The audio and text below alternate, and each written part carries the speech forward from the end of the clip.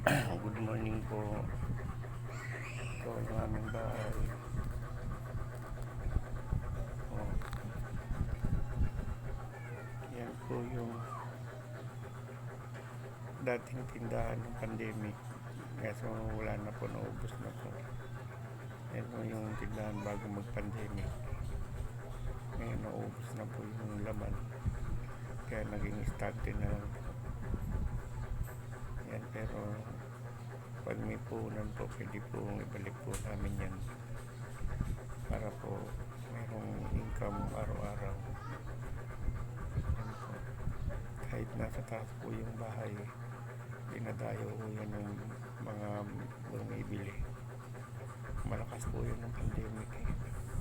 Kasi nung nag-open na, yun po, unti-unti yung nawala. Saka dyan po kinukuha yung ang gastos ko. Minsan-minsan. Kasi nung nawala ng trabaho si nanay, yan po, dyan na po nagsimula. Nagtitinda-tinda rin po si nanay ng tug-tug sa labas sa isaw. Tokkeneng, pugo, kikiap, baseball, palamig, press price, pero nawala din po kasi po wala akong napagkuhanan. So minsan po mahina ang kita. Sana po may balik po itong tindahan para po si nanay dito lang po sa bahay, kasama ko sa bahay po. Yan po, sana po may mag-sponsor.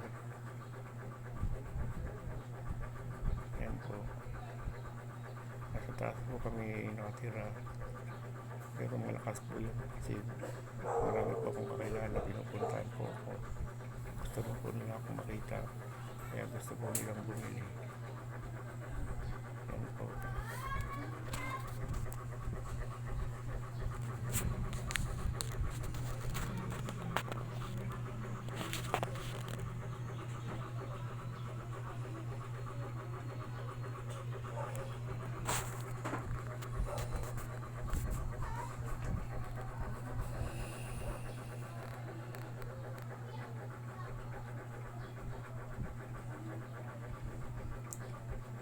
Dating tindahan, naging istante na lang po.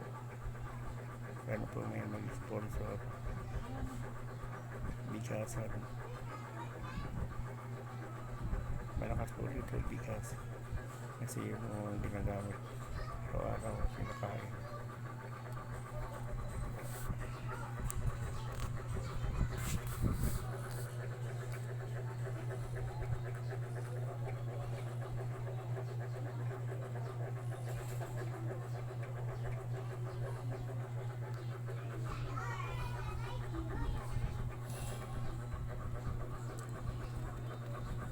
Dalawa lang po kami dito sa bahay. Yan po si nanay na higa.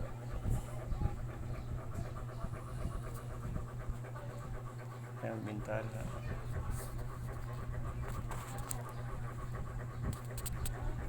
Yan po.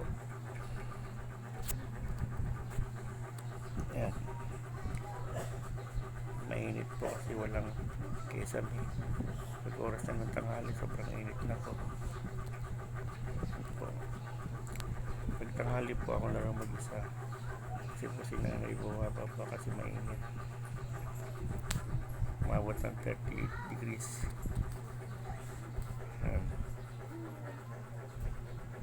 Dating tindahan, naging istante. Sana may mag-sponsor po.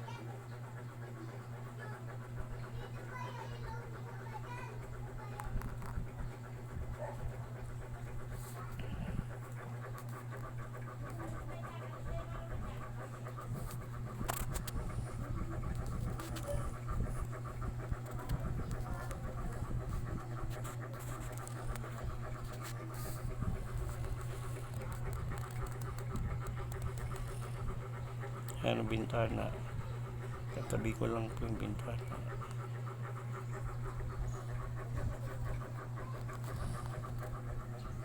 Yan, dyan si nanay na higa.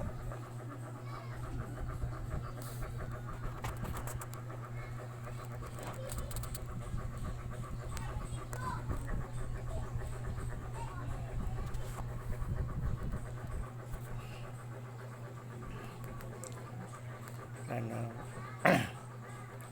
may mag-sponsor po dyan sa dating tindahan na naging stante na lang po.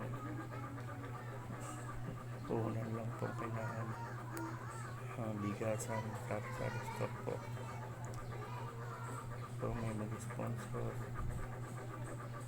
para po malaking tulong po sa aming dalawa ni nanay. Isa po akong bedridden, 27 years. Nanay ko po 64 years old. Dalawa na lang po kami sa bahay. Wala na po akong tatay.